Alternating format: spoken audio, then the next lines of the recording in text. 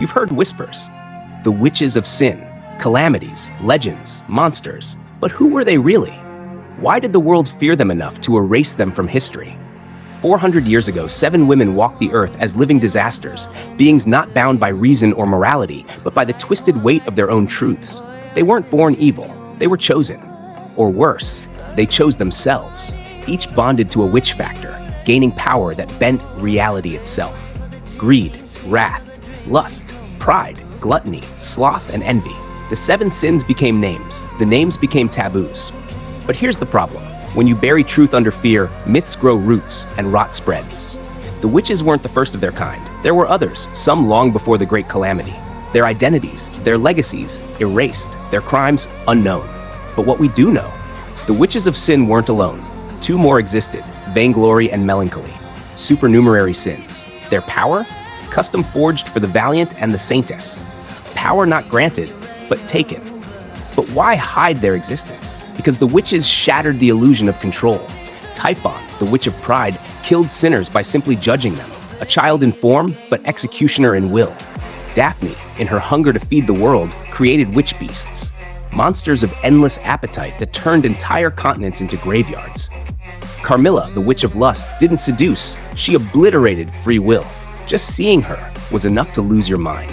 Minerva, the healer, cured wounds with punches, but her gift summoned natural disasters in return. Sekhmet, the strongest after Satella, drowned the world in her apathy. And Echidna, greed incarnate, collected knowledge like souls, always watching, always scheming. But Satella, the witch of envy, she loved the world so much she tried to consume it. But here's what no one tells you. They weren't monsters for the sake of being evil. They had reasons, flawed, dangerous, but reasons. Typhon didn't kill out of malice. She couldn't grasp moral nuance. Carmilla just wanted to be loved. Minerva only wanted peace. Even Daphne thought she could end famine. But their powers turned love into devastation, intentions into nightmares. And what about Echidna? She called herself curiosity given form. But there's a reason her soul was sealed. There's a reason even knowledge became something to fear. Their end wasn't a purge. It was an unraveling. One by one, they died. Typhon drowned within Priestella's defenses. Sekhmet fell into the great waterfall while fighting Volcanica. Daphne starved in a sea of sand. Minerva was lured, broken, and killed by Satella. Carmilla burned. And Echidna, she preserved the other souls before being sealed within the sanctuary. But not all of them stayed dead. Inside Echidna's castle of dreams, the witches' souls lingered. And in Arc 4, they returned, not as enemies, but as echoes. Typhon cradling severed limbs. Carmilla crying as she erased your mind. Echidna smiling, offering tea and truth. They guided Subaru and Emilia toward breaking fate. And yet the weight of their presence never left. And still, there are those who carry their legacy. Sphinx, a failed witch who raised corpses in war.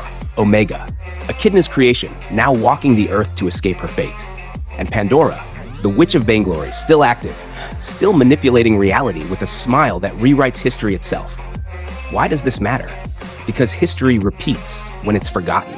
Because the witch cult still hunts. Because miasma still corrupts. Because the authority of envy still exists. And Subaru, he walks with Satella's blessing, returned by death, the most cursed gift in the world. A gift from a witch who only wanted him to live. This isn't just fantasy. It's tragedy soaked in power. Love turned to calamity. A world broken by the very people who wanted to save it. And in the final arc, every witch returns. The question is no longer who were the witches. The question is, what will they become?